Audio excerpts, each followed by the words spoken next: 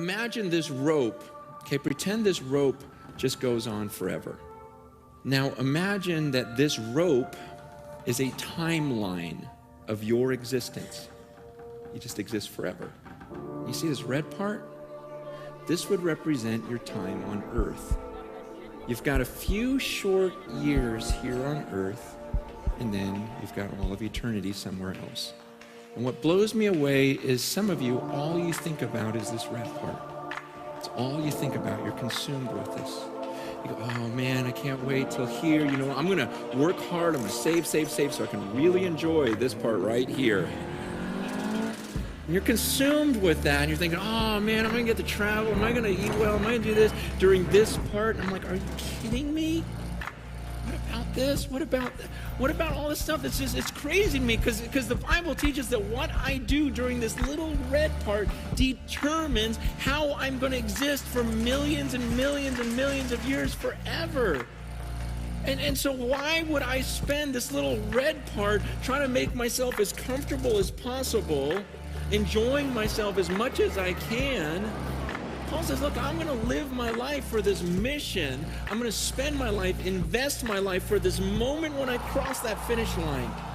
See, I'm going to forget about all this stuff I could enjoy, and I'm not going to look around. I'm going to be like a runner, just looking at that moment when I face God, because when I face Him, then I don't get this chance over again. We get one chance at this life on earth, and it can end at any second for any of us. We've got one chance at this, and then comes eternity. There's people look at some of my decisions and go, oh, you're so stupid because that's going to really affect this. I go, no, you're stupid because it's going to affect all of this. Man, I'm serious. I look at the way people live and I go, wow, that is so crazy. You are so crazy. You're going to do that right now, just to enjoy right now, not even knowing if you have tomorrow, and you think that's smart and that I'm dumb.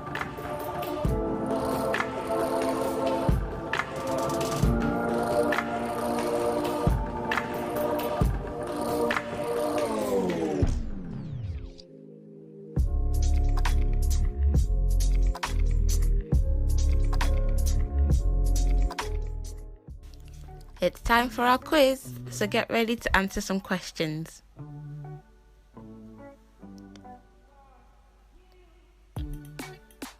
Well done to all those who took part in last week's quiz. Jarish, you are number 1, scoring 8 out of 8.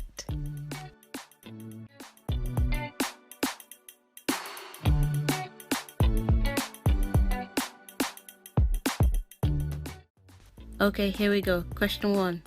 In the Sermon on the Mount, what did Jesus say you should do when someone strikes you on the cheek? What did Jesus say you should do when someone strikes you on the cheek?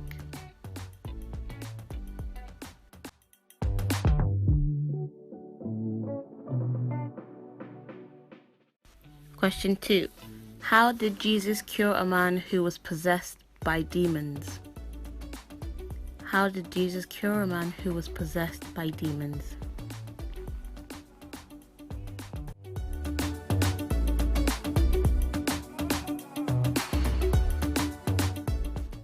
Question 3. What S was the kind of tree that Zacchaeus climbed in order to see Jesus? What S was the kind of tree that Zacchaeus climbed in order to see Jesus?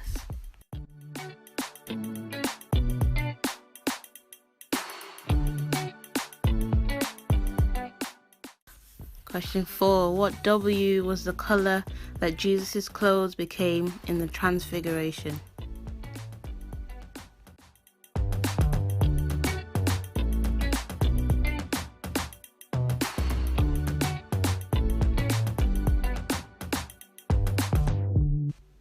Question 5. The wise men who visited baby Jesus were warned in a dream not to return to King Herod. True or false?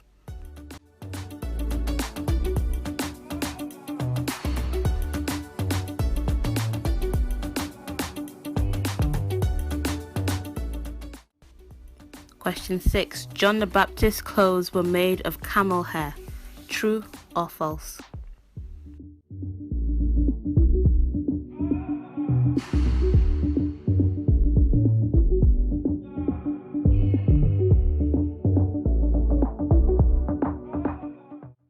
Question 7. What was Judas's surname? A. Iscariot, B. Levi, or C. Cornelius?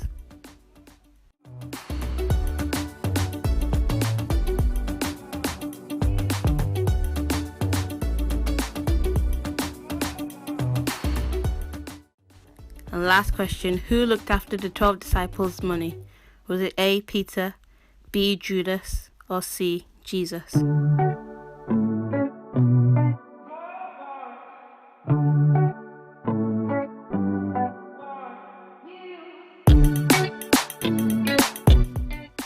Send your answers to me on WhatsApp, or you can wait a few days and they will come up on the Instagram story.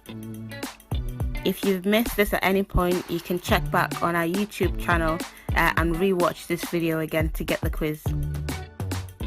Stay tuned for a word from me.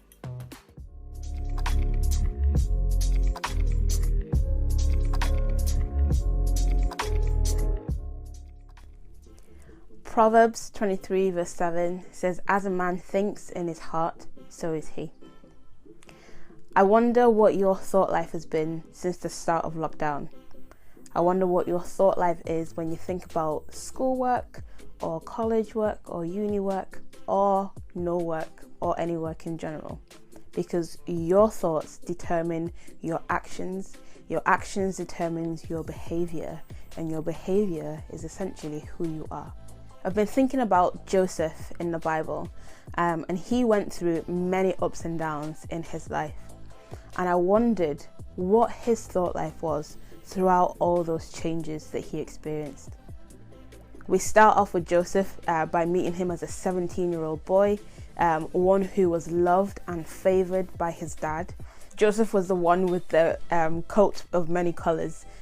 He's also the one that had many brothers who absolutely hated him, really. And so starts the drama in his life because his brothers were so jealous of him, they sold him off into slavery. And I can just imagine how Joseph went from a situation of being totally free, able to do whatever he wanted to do, to suddenly being captured and sold into slavery. No more freedom. You can't do whatever you want. You belong to someone else. Your actions are being dictated by someone else. Kind of sounds a bit like lockdown right now. There's one thing I see when I look at Joseph's whole life, is that in spite of the ups and downs, he didn't let his circumstances dictate how he behaved or how he responded to those situations. Genesis 39 verse 2 says, "The Lord was with Joseph, and he prospered in Potiphar's house." That's who he was sold into slavery to. We don't know how long he was in Potiphar's house for. It's likely he was there for up to 10 years or maybe even slightly more. I don't think that Joseph knew how long he would be in that house. Just like us, we don't know how long we're going to be locked down at home.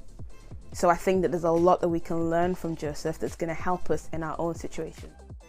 I can imagine that in the beginning of this period of his life, Joseph may have been really annoyed. He may just be so frustrated with everyone and anyone about the fact that now he's having to live and work for someone else instead of kind of living his life with his family. And I think that you can probably list a load of things that you're frustrated and annoyed about with this whole situation.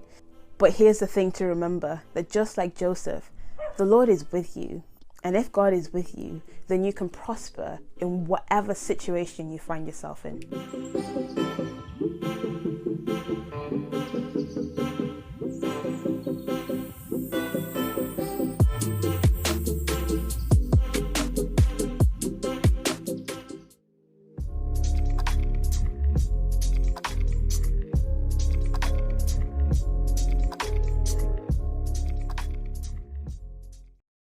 So it's that time again for the 1 minute challenge. You'll remember that I made Ebu and Niku eat a whole can of, well, not a whole, but some bits of a can of mung beans, I think it was. Pull it. Wait. No.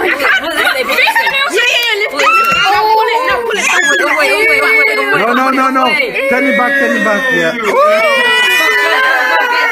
Get Do it, Ebu. No, open it. Open it, then. Open it a bit more. Just pick peas. Just pick peas. She's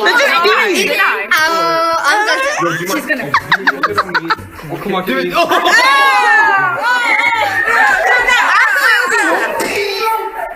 He's actually gonna throw. I just peed. So I'm going to recreate that challenge and time myself to eat a whole can of some kind of beans. And I've chosen mushy peas. You might not think it's the same kind of grossness level, but it really is, because I hate mushy peas. I hate how minty and mushy they are. So this is going to be great.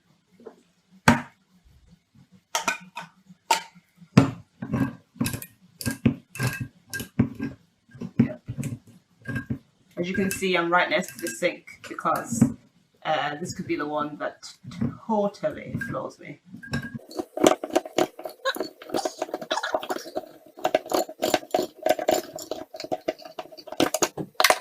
And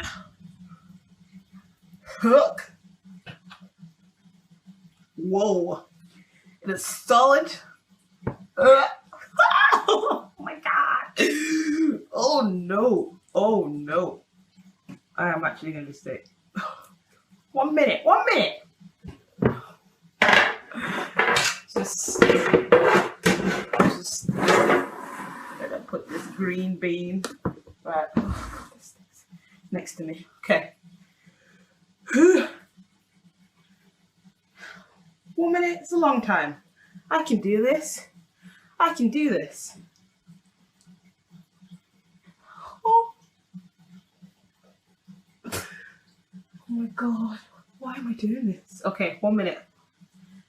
1 minute. 1 minute. Oh my god. Why am I doing this? Okay. 1 minute. 1 minute. Just give me a minute. This is definitely harder when you're trying to do it by yourself. Okay. Okay.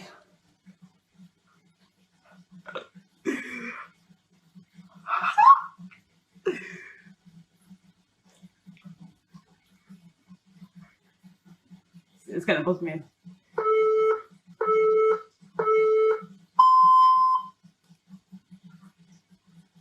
Oh my god! Oh!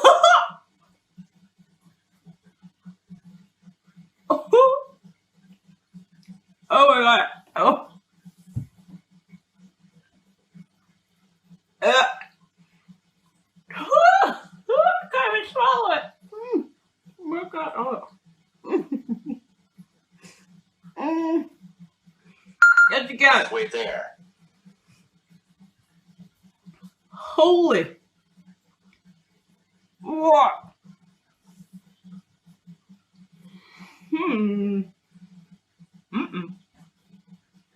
What? What?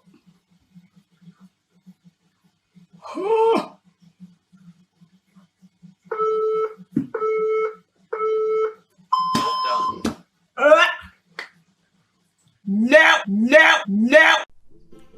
It is Friday evening. We're on week 7 of lockdown, and I want you to know that God's favor is on you. It may not look like it, you may not feel like that's true, but it is.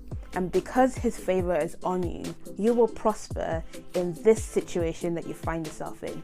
You will prosper with your schoolwork, your college work, your uni work. You will prosper at home. You will prosper in all the ways. Potiphar noticed this young slave boy working in his house out of however many other slaves that he had, but Joseph stood out because God's favor was on him, and everything that Joseph did, he did well, and it was a blessing. It was a blessing to those around him. Potiphar put him in charge of so many things, and eventually put him in charge of everything in his household. And the thing that makes all the difference is how you think. As a man thinks, or as a woman thinks, as a man or woman thinks in their hearts, so they are. What is your thought life? Are you saying, I can't do this, or it's too much work, or I'm under pressure, I'm stressed, or I'm anxious, or I'm this and I'm that? those will, and you can probably tell me that that's your reality, that you're really struggling with stuff. But if you change the way that you think, no, I can do this. Yes, it's a lot of work, but I can handle it, because you can. And that is the truth. Yes, it's a weird situation, this lockdown, and I'm not able to do school like normal anymore. But what if God is using this unique situation to prepare you for something that's going to come next? Joseph had no idea, and neither do you. He didn't know what levels he would get to, and neither do you. You don't know how you can prosper in this situation. If only you would set your thought life right. Romans 12 verse 1 and 2. Do not conform to the patterns of this world, but be transformed by the renewing of your mind. Renew your mind, your thought life. What do you think about?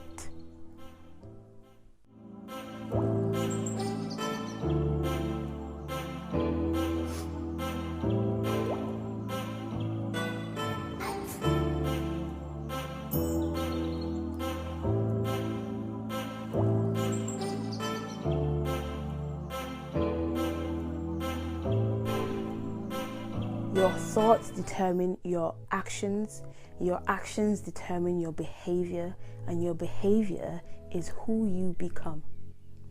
So who do you want to be? Who do you want to be post-lockdown? Do you want to be somebody who totally crushed it? Or do you want to be somebody who let lockdown crush them? It's your choice, because the power is in your hands. Nobody else has got your thoughts but you. You can decide what you think about. You don't have to let any negative thoughts in your mind. God has given you that power that you can say, no, submit under Christ. Don't think like that. The favor of God is on me. Nope, I don't think like that. This situation is going to work out for my good. Somehow I'm going to do better in my GCSEs because of lockdown. Somehow I'm going to do better in all my homeworks because of lockdown. Somehow my teacher's going to start looking at me differently, and she's going to be treating me nicer in school. I don't know why she's she, but whatever. Because of how I handled lockdown. Somehow my coach is going to look at me differently because of how I handled lockdown. Somehow someone's going to see my skill or my talent or this way that I've been creative, and it's going to give me a job because of it, because of how I handled lockdown. Listen, this is an opportunity for you to excel, because you don't know who's watching. When the favor of God is on you, you will prosper. It is a fact. But you have to believe it.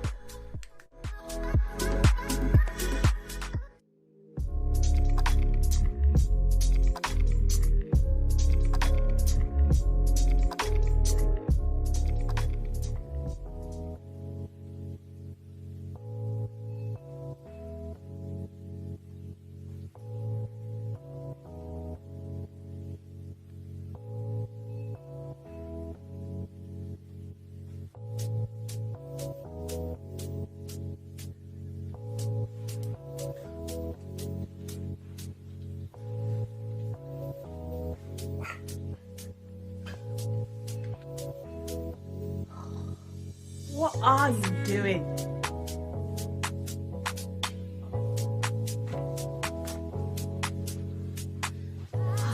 Thanks, Jesus.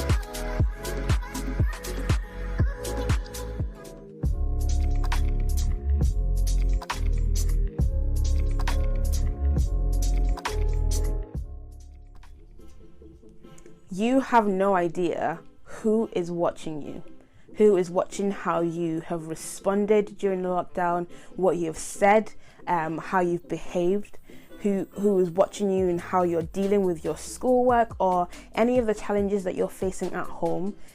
There's someone is always watching. Fast forward a few years and it seems like Joseph is totally winning at life, and then everything comes crashing down. He gets accused of something that he didn't do and he gets put in prison. Again, another lockdown. This second kind of lockdown was definitely worse than the first. The first one, he had liberties, he had work to do, he had more space, he had, good food to eat, nice clothes to wear, he had you could enjoy the benefits of living in, a palace. Whereas this second lockdown, he's in prison. It is way worse. He is now deemed a criminal. And his attitude, for the best of people, jail crushes you. And I can just clearly see how all that time that he spent in that first lockdown really helped him to just survive whilst he was in jail. We have no idea what's going to happen next. We don't know how long we're in this situation for. We don't know if we come out of it, we're going to go back into another lockdown. I want to tell you that the way that you're handling things now, you are preparing yourself for the future. Joseph could have easily lost all hope, but he didn't. He remembered, and because he knew that God's favor was on him. So it doesn't matter whether he's sitting in the king's palace or he's down on a dirty, grimy floor in a prison. He knows that God's favor is on him. If God's favor is on you, it's on you. And just because you go through bad things doesn't mean that God's favor isn't on you. Just because you go through hard times doesn't mean that God's favor isn't on you. And Joseph knew that. And so his attitude in that jail was different. I'm sure that's why he stood out to the jail guards.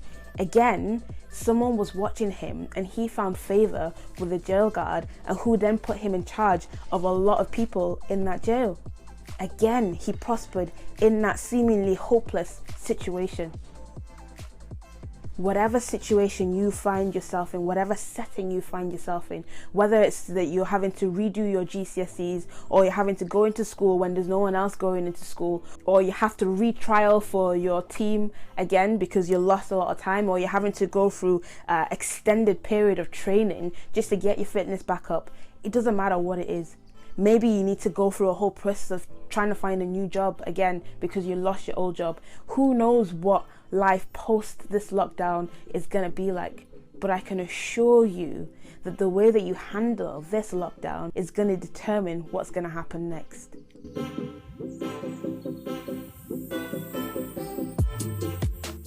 Joseph didn't know how long he'd be living as a slave for. He didn't know how long he'd be stuck in jail for, and he didn't let those circumstances affect him. You don't know how long this lockdown is going to be for. Are you going to let it crush you, or are you going to crush it?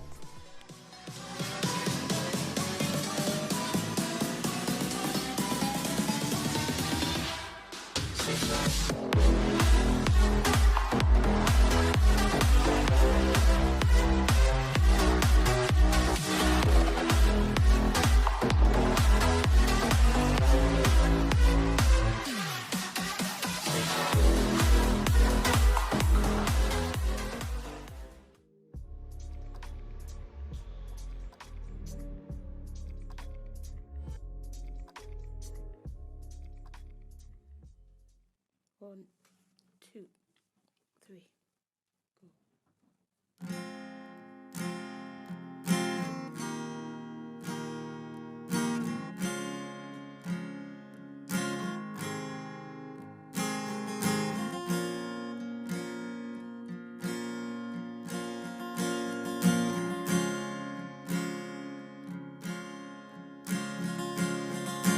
No one can shine as bright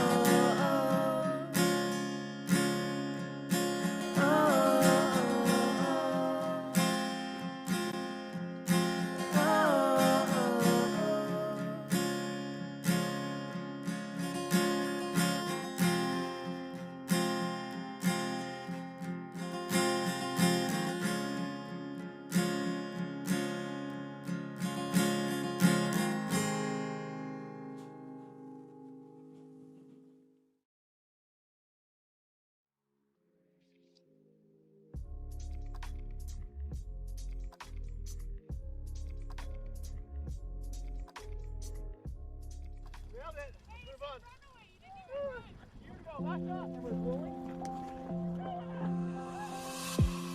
close my eyes and colors fly. There's no hiding from your grace. I can't deny your heart for mine, and it's unrelenting chase. I was on the edge of deception, caught up in my own hesitation, until your